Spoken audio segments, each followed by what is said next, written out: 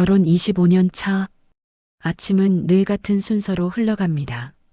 남편은 말없이 신문을 보고 저는 말없이 밥상을 차립니다. 된장찌개 냄새가 부엌에 퍼지는 동안 우리는 서로의 존재를 확인하듯 가끔 눈빛만 주고받습니다. 다녀올게. 응. 이 두 마디가 하루의 대화 전부인 날도 많았습니다. 저녁에 돌아오면 저녁 먹었어? 라는 물음과 응, 먹었어라는 대답이 전부입니다. 그마저도 없는 날엔 각자의 방으로 들어가 텔레비전을 보거나 핸드폰을 들여다봅니다. 우리는 싸우지도 않습니다. 서로에게 상처를 줄 만큼의 에너지도 남아있지 않기 때문입니다. 예전엔 작은 일에도 목소리를 높이곤 했습니다. 왜 설거지를 안 했냐고, 왜 말을 안 하고 결정했냐고, 왜 약속 시간을 어겼냐고. 그런데 언제부턴가 그런 다툼조차 사라졌습니다. 어느 순간부터 저는 아내가 아니라 집안의 기능이 되었습니다. 밥을 하고 아이들 안부를 묻고 시어머니 생신을 챙기는 사람. 누군가의 마음속에 머무는 여자가 아니라 역할로만 존재하는 사람이었습니다. 냉장고를 여는 사람, 청소기를 돌리는 사람, 은행 업무를 처리하는 사람. 그게 저의 정체성 전부였습니다. 남편도 마찬가지였을 겁니다. 월급을 가져오는 사람, 전구를 갈아주는 사람, 가끔 차를 몰아주는 사람. 우리는 서로를 사랑하는 사람이 아니라 함께 집을 유지하는 동업자가 되어버렸습니다. 기념일도 잊은 지 오래입니다. 처음엔 서운했습니다. 어떻게 우리 결혼 기념일을 잊을 수가 있어? 하지만 몇 년이 지나자 저도 까먹게 되었습니다. 그리고 어느 순간부턴 그게 서운하지도 않았습니다. 그냥 그런가 보다 했습니다. 거울을 보면 제가 아닌 사람이 보였습니다. 언제부터인가 웃는 법도 잊었고 누군가에게 예쁘게 보이고 싶다는 생각조차 사치처럼 느껴졌습니다. 화장을 하던 습관도, 옷을 고르던 즐거움도, 머리를 가꾸던 시간도 모두 사라졌습니다. 엄마니까, 아내니까. 그 말들이 저를 단단하게 만들어주는 대신 조금씩 비워냈다는 걸 그때는 몰랐습니다. 누군가 오늘 예쁘시네요 라고 말하면 어색하게 웃으며 손사래를 쳤습니다. 아니에요, 무슨. 칭찬을 받아들이는 법도 잊어버렸습니다. 제가 누군가에게 예뻐 보일 수 있다는 생각 자체가 낯설었습니다. 백화점 화장품 코너를 지나가다 멈춰 서곤 했습니다. 예쁜 립스틱, 향기로운 향수, 고급스러운 크림들. 하지만 손을 뻗지 못했습니다. 이 나이에 무슨 화장이야. 누가 보라고. 스스로를 설득하며 발걸음을 돌렸습니다. 옷장을 열면 비슷비슷한 옷들만 걸려 있었습니다. 편한 옷, 활동하기 좋은 옷, 빨래하기 쉬운 옷. 색깔도 무채색 일색이었습니다. 언제부턴가 나를 표현하는 옷이 아니라 엄마로서 어울리는 옷만 입게 되었습니다. 친구들을 만나도 대화 주제는 늘 아이들과 남편, 시댁 이야기뿐이었습니다. 제 이야기는 없었습니다. 아니, 할 이야기가 없었습니다. 저라는 사람이 사라진 지 오래였으니까요. 어느 날 딸아이가 물었습니다. 엄마는 꿈이 뭐였어? 저는 한참을 멍하니 있다가 대답했습니다. 글쎄, 기억이 안 나네. 딸아이는 슬픈 눈으로 저를 바라봤습니다. 그 눈빛이 며칠 동안 마음에 남았습니다. 밤에 혼자 있을 때면 생각했습니다. 나는 누구일까? 누군가의 엄마, 누군가의 아내, 누군가의 며느리. 그런데 정작 나는 어디에 있는 걸까? 거울 속 그 사람은 정말 나일까? 그 사람은 특별한 사람이 아니었습니다. 직장에서 가끔 마주치는 사람이었습니다. 부서가 달라 업무상 접점은 거의 없었지만 복도에서 마주치면 가볍게 인사를 나누는 사이였습니다. 안녕하세요. 수고하세요. 그 정도였습니다. 어느 날 회사 식당에서 우연히 마주쳤습니다. 자리가 없어 어정거리고 있는데 그분이 손짓했습니다. 여기 앉으세요. 어색했지만 앉았습니다. 처음엔 날씨 이야기, 식당 메뉴 이야기 같은 가벼운 대화였습니다. 그런데 이상했습니다. 대화가 끊기지 않았습니다. 자연스럽게 이어졌습니다. 요즘 일이 많으시죠? 네, 좀 그래요. 그런데 어떻게 하셨어요? 표정이 좀 지쳐 보이세요. 누군가 제 표정을 본 게 얼마 만인지 모르겠습니다. 집에서는 아무도 제 얼굴을 들여다보지 않았습니다. 그날 이후 가끔 복도에서 마주치면 조금 더 긴 대화를 나누게 되었습니다. 커피를 마시러 가는 길에 함께 가기도 했습니다. 특별한 건 아무것도 없었습니다. 그저 일상적인 대화, 가벼운 농담, 서로의 안부를 묻는 정도였습니다. 그런데 이상하게 그와의 대화가 기다려졌습니다. 그와의 대화는 힘이 들지 않았습니다.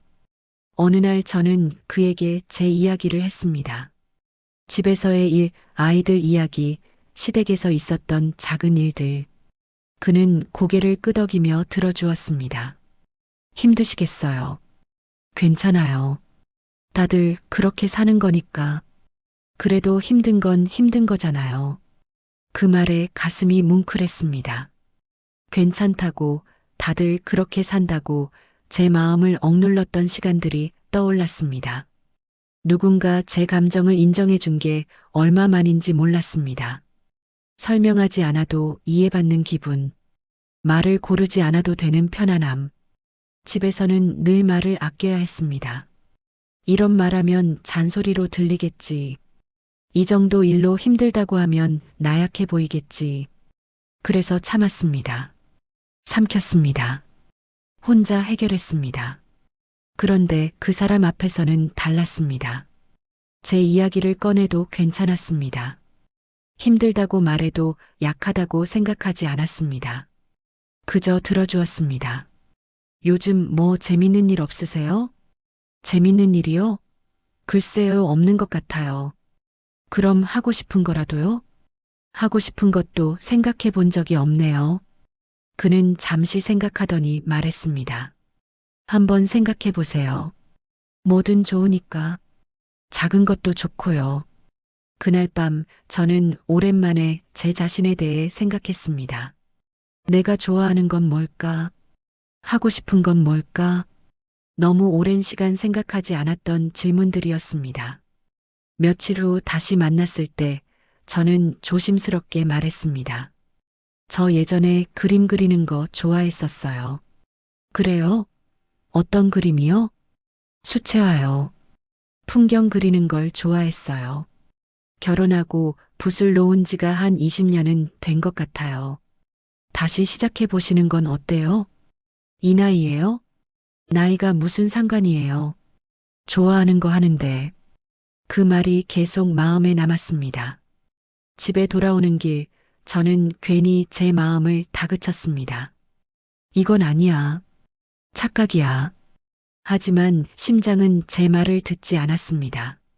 버스 안에서 저녁 준비를 하면서 설거지를 하면서 그 사람과의 대화가 떠올랐습니다. 그가 웃을 때의 표정, 제 이야기를 들을 때의 눈빛, 커피를 마실 때의 모습, 사소한 것들이 자꾸만 머릿속에 맴돌았습니다. 어느 날 문득 남편의 얼굴이 떠올랐습니다.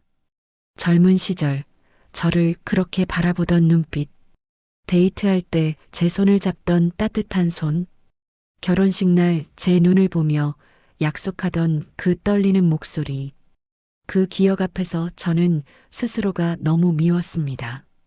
남편이 잘못한 건 없었습니다. 바람을 피운 것도, 폭력을 쓴 것도, 도박을 한 것도 아니었습니다. 그저 시간이 지나면서 우리가 서로에게 무뎌진 것뿐이었습니다. 밤마다 옆에 누워있는 남편을 보며 자책했습니다.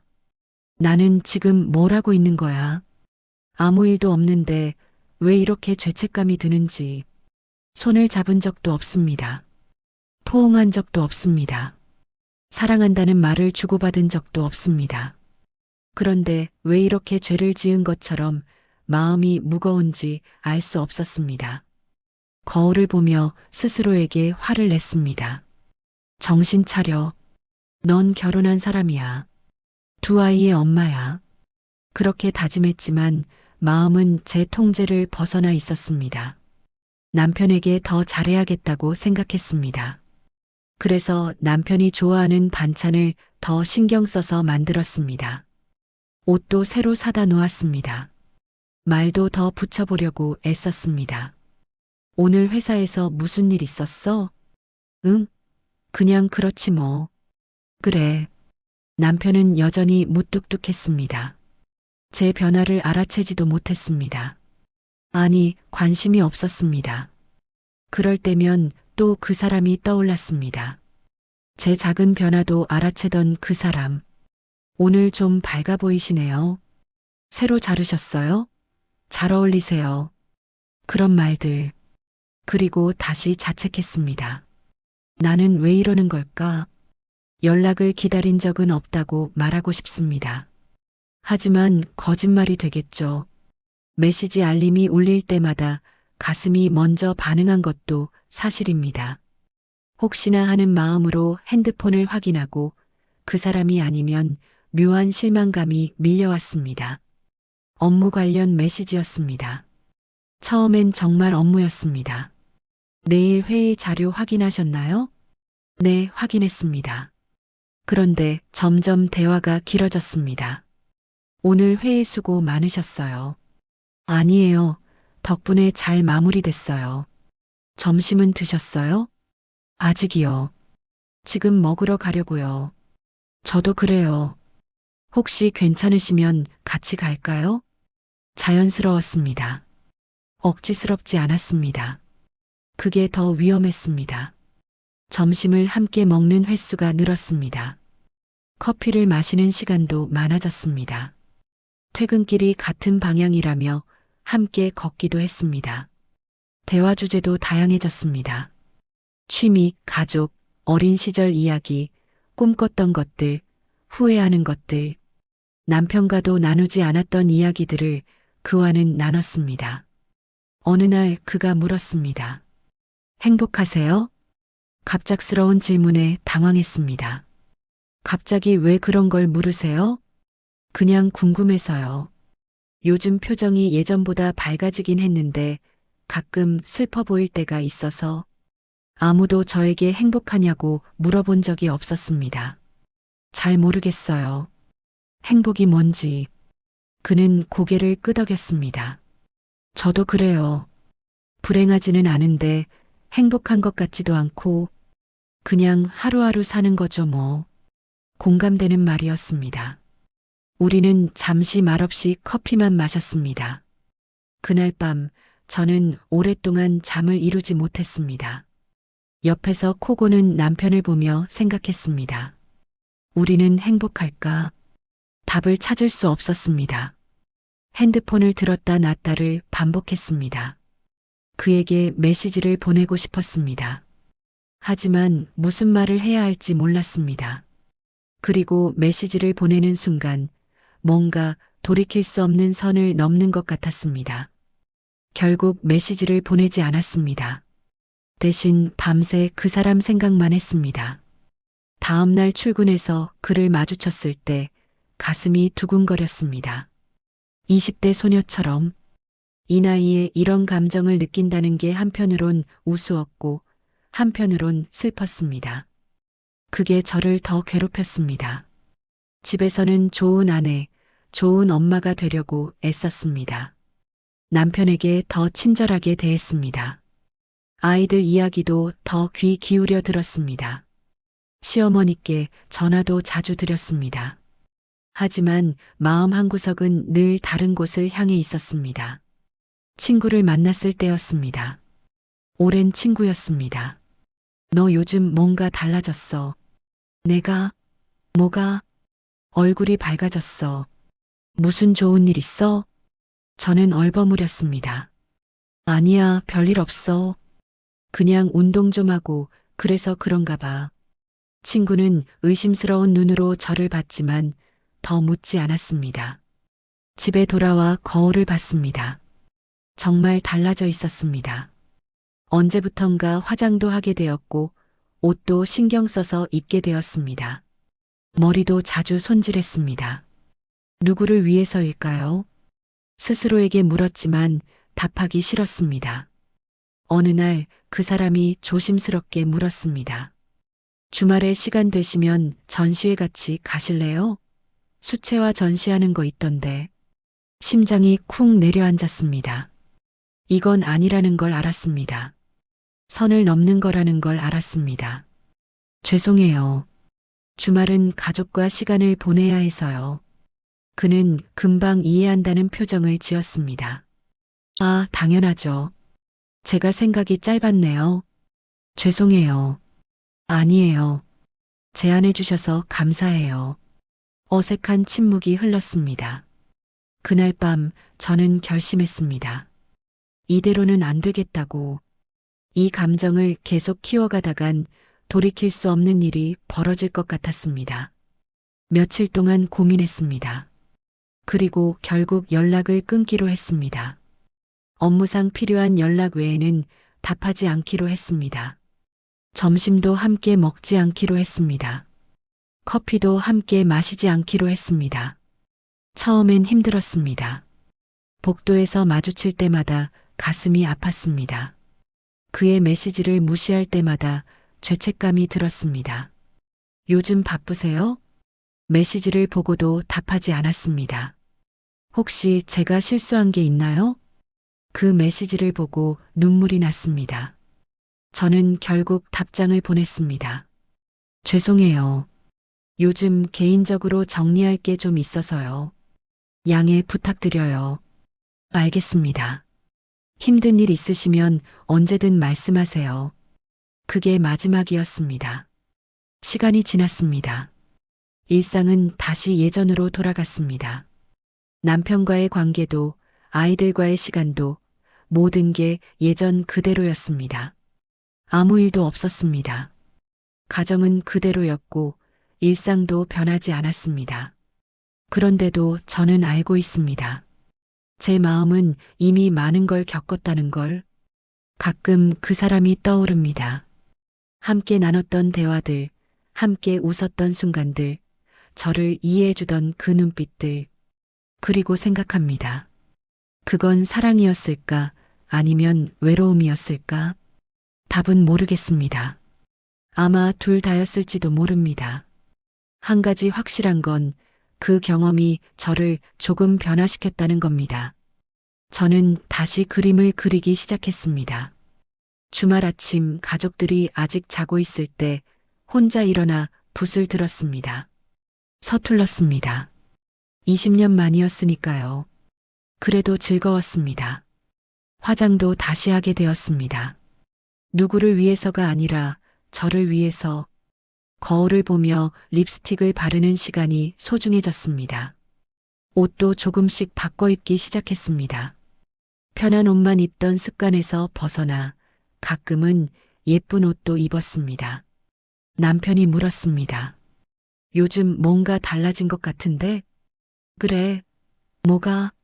모르겠어. 그냥 밝아진 것 같아. 저는 웃으며 대답했습니다. 나이 들수록 밝게 살아야지. 남편도 웃었습니다. 오랜만에 보는 남편의 미소였습니다. 그날 밤 오랜만에 남편과 긴 대화를 나눴습니다. 아이들 이야기, 노후 계획, 여행 가고 싶은 곳들. 소소한 이야기들이었지만 오랜만에 나누는 진심 어린 대화였습니다. 완벽하지 않습니다. 여전히 남편과의 관계는 예전의 그 뜨거운 사랑과는 다릅니다. 하지만 이것도 사랑의 한 형태일 수 있다는 걸 인정하게 되었습니다. 가끔 회사에서 그 사람과 마주칩니다. 서로 가볍게 인사를 나눕니다. 안녕하세요. 수고하세요. 예전처럼 어색하지 않습니다. 서로 이해하고 있으니까요. 그 사람도 자기 삶을 살고 있을 겁니다. 저처럼 최선을 다해서. 아무 일도 없었지만 제 마음은 이미 많은 걸 겪었습니다. 이 이야기를 꺼내는 지금도 저는 여전히 아내이고 여전히 엄마입니다. 다만 그 사이 어딘가에서 잠시 흔들렸던 한 사람일 뿐입니다. 저는 배신하지 않았습니다. 하지만 마음은 흔들렸습니다. 그리고 그 흔들림이 틀린 건 아니라는 걸 이제는 알고 있습니다. 사람은 완벽하지 않으니까요. 결혼했다고 해서, 나이가 들었다고 해서 감정까지 통제할 수는 없으니까요. 중요한 건 그 감정을 어떻게 다루느냐였습니다. 저는 선을 넘지 않았습니다. 가정을 지켰습니다. 하지만 동시에 저 자신도 잃지 않으려고 노력했습니다. 이 이야기를 혼자만의 비밀로 남깁니다. 아무에게도 말하지 않을 겁니다. 남편에게도, 아이들에게도, 친구들에게도. 하지만 제 마음속에는 영원히 남을 겁니다. 그 순간의 설렘과 고민, 죄책감과 변화. 그 모든 것이 저를 조금 더 성장시켰다고 믿습니다. 완벽한 아내는 아닙니다. 완벽한 엄마도 아닙니다. 하지만 저는 저입니다. 흔들렸지만 넘어지지 않았고, 망설였지만 선택했고, 후회하지만 배웠습니다. 이게 제 이야기입니다. 평범한 50대 여자의 누구에게도 말하지 못한 비밀.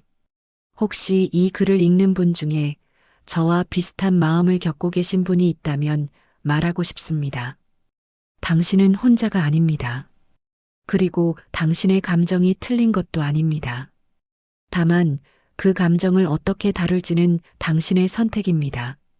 저는 제 선택을 후회하지 않습니다. 힘들었지만 그 시간이 저를 다시 찾게 해주었으니까요. 오늘도 저는 아침 밥상을 차립니다. 남편은 말없이 신문을 보고 저는 말없이 설거지를 합니다. 하지만 이제는 알고 있습니다.